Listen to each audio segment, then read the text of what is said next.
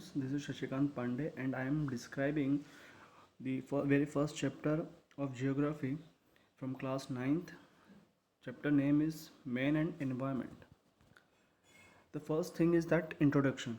Since ancient time, detailed description of mutual relationship between man and nature are found in literature. We can see that the from ancient time, मतलब बहुत पुराने time से ही चला जा रहा है कि हम लोग मीन्स मैन और नेचर के बीच में क्या रिलेशनशिप रहे हैं. ठीक है. It is evident from Vedas and Puranas various sources we offer our praise to water resources such as the Ganga, the Yamuna, the Saraswati, the trees and plants like banyan, people, neem and tulsi. We also bow before the sun, the moon, the earth. Mother Nature has sustained us like her own children. पुराने समय से और हमारे वेदास में, पुराणों में और different kinds of books और रिलीजन्स में एक ही बात लिखी गई कि नेचर जो होता है वो एक प्रकार से हमारी क्या होती है, मदर होती है. ठीक है ना. We worship the nature as a mother. ठीक है.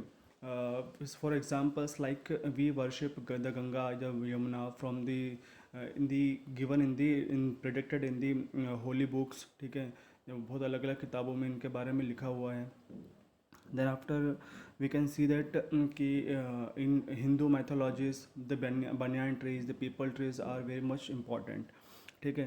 हमारे एंशंट टाइम से इन सब चीज़ों की बहुत ज़्यादा पूजा की जाती आ रही है. Environment is broad term. By environment we mean all those conditions which are necessary for existence of living things. ठीक है. हम environment से एक बात समझ सकते हैं कि environment वो है, ठीक है, इसी कारण से हम लोग इस एटमॉस्फेयर में सरवाइव कर पाते हैं. और सर्वाइवल के लिए जो बहुत ज़्यादा इंपॉर्टेंट जो चीज़ है वो होती है water, air, the whole biosphere, lithosphere and atmosphere is the necessary things in environment. Okay. Basically environment होते हैं वो दो टाइप के होते हैं. ठीक है. Natural environment and man made environment. Move to the next. Simple see. First of all, I will describe the natural environment, the things which we will get from the nature, like trees, plants, mountains, rivers, all these things. The air, ठीक है, that is known as air, natural environment. The second is that human environment क्या होगा, या फिर हम लोग बात करें कि मैन मेड environment क्या होगा, जो हमने नेचर के थ्रू उसको थोड़ा सा और मॉडिफाई किया है हमारे कंफर्टनेस के लिए. ठीक है. That is known as man made environment. Now we are reading about the resources of natural environment. Resources, what are the resources which is helpful for us to survive in the nature. So first thing is that natural, इसमें दो type के resources हैं, renewable resources and non renewable resources. what are the renewable resources? All those resources which can be renewed again, which will not take longer time to get renewed, so that is known as renewable resources, like water, sun, air. ठीक है. These are the example of renewable resources. What are the non renewable resources? All those resources which takes longer time to get renewed again, that is known as non renewable resources, like petroleum, coal, land. ठीक है. ये सारी चीज़ें क्या होती हैं, बहुत लंबा टाइम लेती हैं वापस से. एक बार सॉइल ख़राब हो जाती है, फर्टिलिटी अगर उसकी डाउन हो जाती है तो उसको वापस से उसको फर्टाइल होने में काफ़ी लंबा समय लग सकता है. ठीक है. Next moving to the human resources. Human resources क्या है भाई? ह्यूमन रिसोर्सेज है population, health, education, working efficiency, building, roads, socio-political institutions. These all are the man-made resources or the human resources. Now next, moving to the next slide. Pollution and pollutants. Pollution and pollutants क्या होते हैं कि pollution, the unwanted change occurring in the natural state and balance of the environment is known as environment pollution. हमारे surroundings में, हमारे natural states में किसी प्रकार का जब अनबैलेंस होता है, ठीक है, चाहे वो एयर के रिगार्डिंग हो, चाहे वाटर के रिगार्डिंग हो, चाहे वो रेडिएक्टिविटी के थ्रू हो, ठीक है, चाहे साउंड के थ्रू हो, चाहे वो सॉइल की फर्टिलिटी का कम होना हो, तो ये सारी चीज़ें क्या होगी, पॉल्यूशन कहलाती हैं. ठीक है. Now what is pollutant? What is pollutant? A pollutant is substance or energy introduced into the environment that has undesired effects or adversely affects the usefulness of resources. हम लोग एक बात और अलग फॉर्म में कह सकते हैं, it is the unwanted and harmful substance which are present in the excess quantity are called pollutants. ठीक है, जैसे कि हम लोग बात कर सकते हैं कि वाटर के अंदर किसी प्रकार का केमिकल्स का मिल जाना, ठीक है, which can that water can not be use again, ठीक है, हम लोग उसको ना ड्रिंकिंग में यूज़ कर सकते हैं, ना वॉशिंग क्लॉथ्स के लिए यूज़ कर सकते हैं, ना उसको हम लोग डेली लाइफ में किसी भी एक्टिविटी के लिए उसको यूज़ नहीं कर सकते हैं, ठीक है। तो ये क्या हो जाएंगे, पॉल्यूटेंट्स हो जाएंगे। This is the causes, just because of that water get polluted, ठीक है। सो अब ये दो प्रकार के हो गए, नेचुरल पॉल्यूटेंट्स हो जाते हैं और मैनमेड पॉल्यूटेंट्स हो जाते हैं। क्या हो जाते हैं, pollutants are of two types, natural pollutants, manmade pollutants. तो नेचुरल पॉल्यूटेंट्स कैसे होते हैं, जैसे नेचुरल हैज़ार्ड्स होते हैं, ठीक है, जैसे कि हम लोग बात करते हैं कि नॉर्थ इंडिया में, ठीक है, हमारे इंडिया के एग्जांपल्स रहते हैं, नॉर्थ इंडिया में जब जाएंगे तो बारिश के टाइम में हम लोग ने देखा है कि मैक्सिमम बाढ़ के आने से, मतलब फ्लड के आने से बहुत सारा एक्सेसिव जो होता है ना कि बहुत सारी गंदगी जो बहुत डर्ट, ठीक है, और गाद जो होती है मिट्टी की, तो मतलब लॉट्स ऑफ सॉइल जो होता है ना, वो गंदे कचरा या फिर जो भी होता है वो बहते हुए एक जगह से दूसरे जगह पे आ जाता है, ठीक है। तो वो क्या हो गया, नेचुरल पॉल्यूटेंट्स हो गए, ठीक है। और मैन मेड पॉल्यूटेंट्स कैसे होगा, जैसे कि pesticides, fertilisers, glass, plastics, radioactive substances and waste types of chemicals are known as man-made pollutants. Next, moving to the next. Now here we are discussing the types of pollution and their impact on the environment. Air pollution. Air pollution क्या होता है, air pollution occurs when harmful or excessive quantity substances are introduced into Earth's atmosphere. Sources of air pollution includes gases, particulates and biological molecules. हम लोग बात कर सकते हैं कि किसी प्रकार का डिस्टर्बेंस जो होता है वो वेरियस केसेस के अंदर, ठीक है, हम लोग बात कर सकते हैं कि राइट नाउ व्हीकल्स के थ्रू और फैक्ट्रीज़ के थ्रू बहुत ज़्यादा जो केमिकल गैसेस निकलती हैं, ठीक है, जो कि कभी कभी हमारे ब्रीदिंग के लिए बहुत ज़्यादा हार्मफुल होती है, ठीक है। हम लोग उसको अगर ब्रीद अगर वैसे गैसेस अगर जो पॉल्यूटेंट जो गैसेस होती है उसको अगर हम एज ए ब्रीदिंग लेंगे तो हमारी बॉडी जो होती है या फिर हमारे जो अंदर के जो लंग्स होते हैं वो क्या हो जाता है, इफेक्ट होता है उससे, ठीक है, और हमारे ब्रीदिंग प्रॉब्लम जो है वो बढ़ सकती है, सांस लेने में कभी कभी प्रॉब्लम्स हो सकती हैं, ठीक है। तो इस प्रकार का क्या हो गया, ये एयर पॉल्यूशन हो गया, ठीक है। और right now Delhi, Gwalior, greater Noida, Gurgaon, Mumbai, ये जो है हमारे देश के सबसे ज़्यादा पॉल्यूटेड शहर है, ठीक है। फिर नेक्स्ट मूव करते हैं water pollution. Any unwanted pollutants और contamination of water bodies which result in human activities and which destroys the quality of water, that is known as water pollution, ठीक है।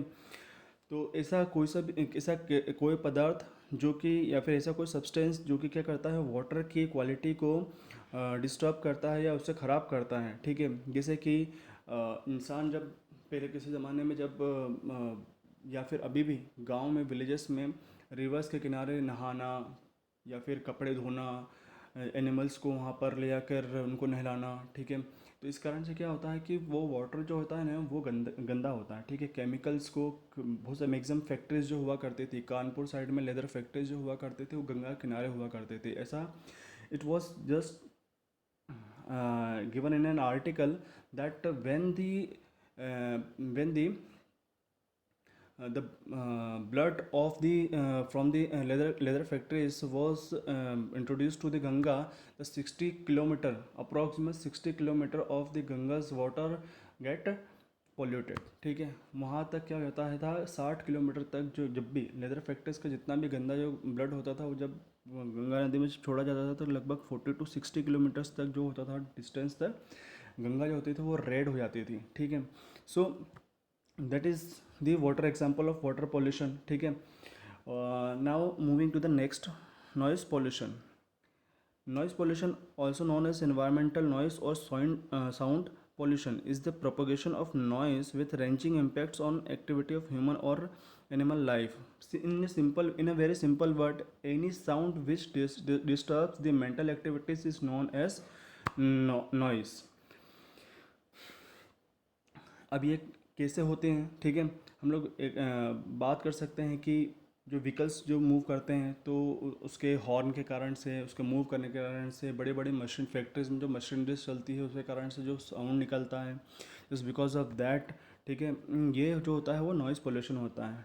नॉर्मली हम जो हम वॉइस सुन सकते हैं वो 120 डेसिबल से कम होता है. अगर इससे ज़्यादा 120 डेसिबल से ज़्यादा अगर नॉइज़ होता है, ठीक है, तो वो कहलाता है नॉइज़ पोल्यूशन. ठीक है, 66 to 75 डेसिबल ऑफ साउंड जो होता है that is considered to be a normal noise.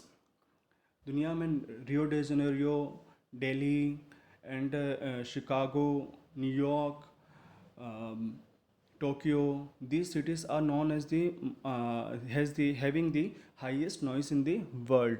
Okay, so हम लोग बात कर सकते हैं, अभी मैंने थोड़ी देर पहले एक वर्ड टर्म यूज़ किया decibel. Decibel is the unit of noise. It is the measuring the intensity of noise. Okay, so moving to the next, soil pollution. Any unwanted change in the physical, chemical or biological attributes of the earth which destroys the fertility and utility of land is soil pollution. किसी प्रकार से soil के अंदर जो changes होना, ठीक है, जैसे उसकी फर्टिलिटीज़ कम होना, ठीक है, उसका रिप्रोडक्शन कम होना, ठीक है, जो होता है वो सॉइल पोल्यूशन कहलाता है. जैसे कि कभी कभी हम लोग बहुत ज़्यादा डिफॉरेस्टेशन कर देते हैं. डिफॉरेस्टेशन करने के कारण भी क्या होता है, सॉइल पोल्यूटेड होती है. मतलब कि सॉइल पोल्यूशन का मतलब क्या होता है कि अब जब बारिश होगी तो जब रेन वाटर आएगा या फ्लड आएगा तो अब क्या हो चुका है कि वहाँ की जो सॉइल जो होती है वो बहुत ज़्यादा कमज़ोर हो चुकी है. ठीक है, डिफॉरेस्टेशन के बाद में अब सॉइल जो था, जो कि उसकी हम लोग बात कर सकते हैं कि एक उसकी बॉन्डिंग जो थी, ठीक है, वो क्या कमज़ोर हो चुकी है. और उसके कारण से जब जब हाईली प्रेशर के साथ में जब वाटर एक जगह से दूसरी जगह ट्रांसपोर्ट होता है, तो उसी के साथ में क्या होता है कि सॉइल भी एक जगह से दूसरी जगह पर चले जाती है. दूसरी बात यह है कि हमारी एक्सेसिव डिज़ायर्स ने क्या किया है कि जैसे कि रिप्रोडक्शन, एग्रीकल्चरल में रिप्रोडक्शन के कारण से क्या हो गया है कि कम एरिया पे लोगों को बहुत ज़्यादा फूड की क्रॉपिंग करनी है. ठीक है, तो इस कारण से क्या होता है कि वहाँ पर वो लोग पेस्टिसाइड्स, केमिकल फर्टिलाइजर्स का यूज़ करते हैं. ठीक है, और इसी कारण से क्या होता है, धीरे धीरे करके वहाँ की सॉइल जो होती है वो इनफर्टाइल हो जाती है. ठीक है, मतलब कि उसकी फर्टिलिटी रेट जो होती है वो कम हो जाती है. रेडियो एक्टिव पॉल्यूशन, ठीक है, due to the use of nuclear elements for various purposes, the radioactive particles enter the atmosphere and produces radioactive pollution. हम लोग बात कर सकते हैं रेडियो एक्टिव में contamination, also called radiology contamination, is the deposition और presence of radioactive substances on surface or within solids. I have given you the two different examples. You can say that two different examples, but it is the saying of these two definitions are same. ठीक है, हम लोग बात कर सकते हैं कि radio active elements आज के टाइम में मॉडर्नाइजेशन की तरफ हम लोग बहुत ज़्यादा मूव करते जाते हैं. जैसे हम थर्मल पॉल्यूशन को कम करने की कोशिश करते हैं, जैसे कि पहले कोल या फिर डीजल के थ्रू या फिर पेट्रोलियम के थ्रू हम इलेक्ट्रिसिटी को जनरेट करते थे. ठीक है, तो अब उन सब चीज़ों को कम करने के चक्कर में हम लोग रेडियो एक्टिव एलिमेंट्स की सहारा ले रहे हैं. ठीक है, जैसे न्यूक्लियर प्लांट का बनना, ठीक है, न्यूक्लियर एनर्जी का डेवलप करना. ठीक है, लेकिन कभी कभी ये भी होता है कि इनसे रेडियो एक्टिव एलिमेंट्स निकलते हैं. ठीक है, तो इनकी रेडियो एक्टिविटी हमारे एटमॉस्फेयर बढ़ सकती है, जिसके कारण से स्किन की प्रॉब्लम, ठीक है, और आसपास में वाटर का पोल्यूशन होना, ठीक है, एयर का पोल्यूशन होना, ये सारी चीज़ें हो सकती हैं. ठीक है, that is known as radioactive pollution. Now moving to the acid rain. This is the one of the most probable problem of the world. ठीक है, आज के टाइम में जितने भी एसिड रेन एक्चुअल में है क्या, हम लोग इससे डायग्राम से एक बात समझ में आ रही है कि कार, फैक्ट्रीज, यहाँ से जो गैसेस निकलती हैं, ठीक है, यही कंपोजिशन होती है SO2 NO2 का, जो कि हम लोग बोलते हैं सल्फर डाइऑक्साइड और नाइट्रिक एसिड। ठीक है, sulphur dioxide and nitric acid होती है। ठीक है, जब सल्फर डाइऑक्साइड जब एटमॉस्फेयर में प्रेजेंट, जब हाइड्रोजन के साथ जब H2O के साथ में, मतलब कि वाटर के साथ में मिलती है, ठीक है, तो वो बनाती है H2SO4, और NO2 जो है वो बनाता है HNO3। ठीक है, जो कि हम लोग बोल सकते हैं कि एक बनाती है सल्फ्यूरिक एसिड, एक बनाती है नाइट्रिक एसिड बनाती है। ठीक है, और जब ये अर्थ के सरफेस पे गिरते हैं तो ये अर्थ के में प्रेजेंट पोटेशियम के साथ में रिएक्शन करते हैं। ठीक है, उसी कारण से पेड़ पौधे जो होते हैं वो ख़राब होने लग जाते हैं, उनकी जो ग्रोथ होती है वो रुक जाती है, और धीरे धीरे करके वो ओल्ड एज में पहुंच जाते हैं और वो समाप्त हो ख़त्म हो जाते हैं। ठीक है, और यही इफेक्ट जब सल्फ्यूरिक एसिड और नाइट्रिक एसिड जब किसी मोनूमेंट्स पे, किसी बिल्डिंग्स पे पड़ते हैं, तो धीरे धीरे करके उनमें पीलापन आ जाता है। ठीक है, तो this is the problem of our society. ठीक है, ये एसिड रेन से बहुत ज़्यादा प्रॉब्लम्स हो सकती हैं। ठीक है, next moving to the ozone depletion, हम लोग बात कर सकते हैं। ओजोन डिप्लेशन एक बहुत बड़ी प्रॉब्लम रही है। ठीक है, it was first observed in Antarctica in 1985। ठीक है, now the hole has got extended to South Australia, North America and Europe.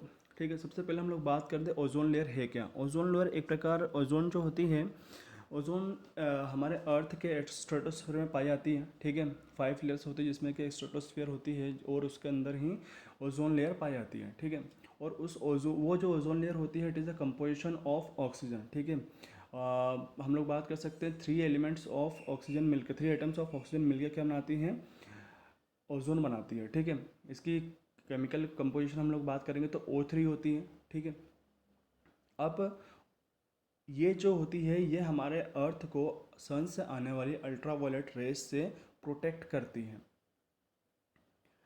वहाँ अल्ट्रावायलेट रेस को वहाँ से काफ़ी हद तक वो रिफ्लेक्ट कर देती है। ठीक है, it also reduces the excessive heat coming from the sun rays. ठीक है, एक्सेसिव हीट से हमें बचाती है।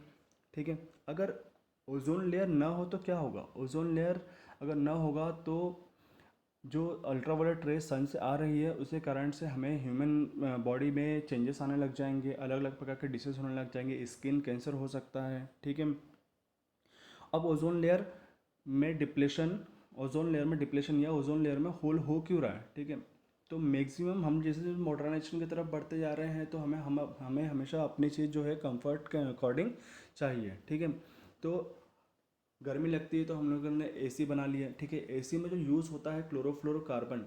ठीक है, तो जो वो निकलता है एसी का यूज़ करने से, उसमें उसके अंदर से क्लोरोफ्लोरोकार्बन निकलता है, जो कि क्या होता है कि हमारे एटमॉस्फेयर के लिए ख़राब होता है। रेफ्रिजरेटर, एसी, ठीक है, एयर कंडीशनर जो कार में लगे रहते हैं, जो हमारे घरों के अंदर लगे रहते हैं, इस कारण से क्या होता है, वहाँ से क्लोरोफ्लोरोकार्बन निकलती है। अब धीरे धीरे करके इसमें भी चेंजेस आता जा रहा है, और बहुत ज़्यादा विचार करने के बाद में CFC का यूज़ भी है वो कम होता गया है। ठीक है, now the one of the most important topic is that global warming, a gradual increase in overall temperature of the earth's atmosphere, generally attributed to the greenhouse effect caused by increased level of carbon dioxide, CFCs and other pollutants। जितने भी ये gases हैं, जितने भी pollutant gases हैं, CFC, CO2, ये क्या होती है, ये ऑलरेडी बहुत ज़्यादा हीटेड फॉर्म में होती हैं। ये बहुत ज़्यादा हीटेड फॉर्म में होने के बाद में ये जैसे जैसे अर्थ के सरफेस से ऊपर उठती जाती हैं। ठीक है, तो गर्मी के दिनों में maximum you can feel it in the summer time, जब सन के तरफ से जो रेज निकलती हैं, वो सन के रेज जो होती है ऑलरेडी बहुत ज़्यादा हीटेड फॉर्म में होती है, और CO2 और अदर गैसेस जो होती है वो भी बहुत ज़्यादा हीटेड फॉर्म में हीटेड ऑलरेडी होती हैं, गर्म होती हैं। तो जैसे ये अल्ट्रावायलेट रेज या फिर जो से भी रेज पड़ती हैं, तो ये और ज़्यादा गर्म हो जाती हैं धीरे धीरे करके। जब ये गैसेस जब बहुत ज़्यादा गर्म हो जाती है, तो पूरे अर्थ का ग्रेजुअल टेम्परेचर, मतलब ओवरऑल जो टेम्परेचर होता है वो कम होने पहले जो कम होता है वो धीरे धीरे करके क्या होने लग जाता है, बढ़ जाता है। इसी को हम लोग कहते हैं global warming. Next is change in land use and it's effects. सबसे पहले हम लोग पढ़ेंगे कि लैंड्स में क्या चेंजेस हो रहे हैं और उसके बारे में उसके कारण से क्या इफ़ेक्ट्स हो रहे हैं। तो भैया कि जैसे जैसे लोग बाग अर्बनाइजेशन की तरफ मॉडर्नाइजेशन की तरफ बढ़ते जा रहा है, उसके उसके डिज़ायर्स भी जो है वो धीरे धीरे करके बढ़ते जा रहे हैं, जिसके कारण से लोगों ने फॉरेस्ट एरिया को कम करना, ठीक है, फॉरेस्ट एरिया को कम करना, ठीक है, वाटर रिसोर्सेज को भी धीरे धीरे करके रिड्यूस करना, जो नेचुरल लेक्स हुआ करते थे वहाँ पर भी मिट्टी डालकर वहाँ पर भी सॉइल को पॉर करके वहाँ पर एक अच्छा सा प्लेटफॉर्म बना दिया है, वहाँ पर बड़ी बड़ी बिल्डिंग्स बना दिए गए हैं। बट उसके कारण से बहुत ज़्यादा प्रॉब्लम्स हुई है। और क्या क्या रीज़न रहे हैं लैंड में चेंजेस होने का, तो सबसे पहला है population growth and reproduction. Today in various countries enormous growth in the number of human beings has resulted in the population explosion. Human lifespan has improved due to progress in the field of medicine. The mortality rate has come down. पूरी दुनिया जो है सबसे पहले, पूरा जो world है सबसे पहले हम लोग देख सकते हैं कि सबसे बड़ी जो प्रॉब्लम है वो है पॉपुलेशन ग्रोथ की।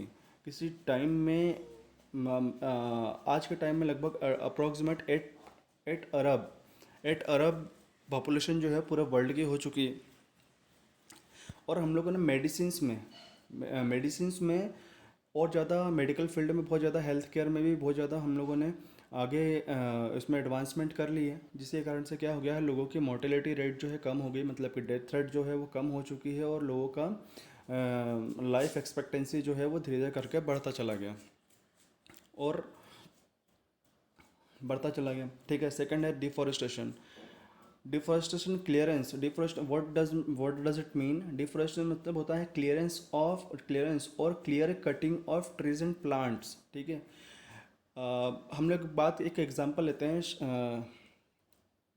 Slash and burn process. ठीक है, जो जो आदिवासी लोग हुआ करते थे, हम लोग बात सकते हैं, या फिर ट्राइबल कास्ट के जो लोग हुआ करते थे जो जंगलों में रहा करते हैं, वो अपनी डेली लाइफ को रन करने के लिए या फिर फूड क्रॉपिंग के लिए क्या करते हैं कि ट्रीज एंड प्लांट्स जो होते हैं, जो फॉरेस्ट का जो एरिया होता है काफ़ी लार्ज अमाउंट में क्या करते हैं, उसको काट देते हैं। काटने के बाद में after cutting the trees they burn them, ठीक है, उनको जला देते हैं और उसके बाद में वहाँ पर कल्टीवेशन को कर देते हैं। लगभग approximate 5 to 6 years they keep farming there, and after some time when the lands loses its fertility, they move to the another place, and after they are doing the same process, ठीक है, that is known as slash and burn process। इस कारण से क्या होता है कि deforestation बढ़ता जा रहा है, ठीक है, और डिफॉरेस्टेशन बढ़ते जाने के बाद में साथ में सॉइल की जो फर्टिलिटी है वो कम होती जा रही है। इसीलिए डिफॉरेस्टेशन को कम करने के लिए इंडियन गवर्नमेंट ने एक रूल पास किया, और रूल के अकॉर्डिंग क्या है कि the each and every state has have to keep the each and every state has to keep the 33% of land area as a forest। ठीक है, वहाँ पर फॉरेस्ट 33% एरिया जो है वो फॉरेस्ट के इसमें रखना पड़ेगा, जिसमें कि मध्य प्रदेश जो है, मध्य प्रदेश के पास में लगभग 32% अप्रॉक्सीमेट 32% जो एरिया जो है वो फॉरेस्ट के रूप में है। Next is harmful experiments in agriculture.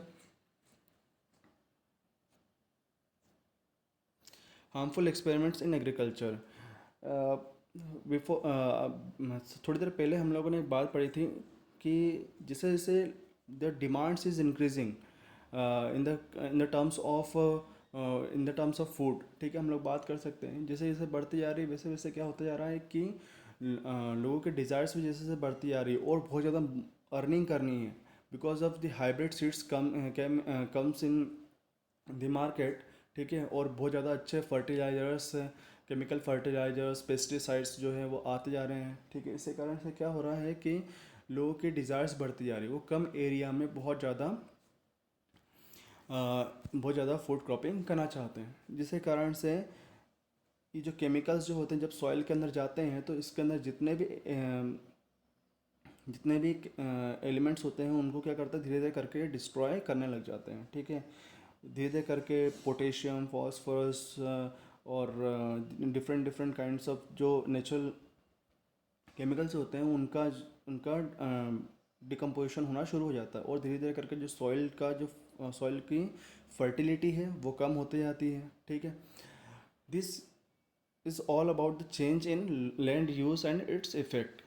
This is all about this chapter, and now I'm finishing it.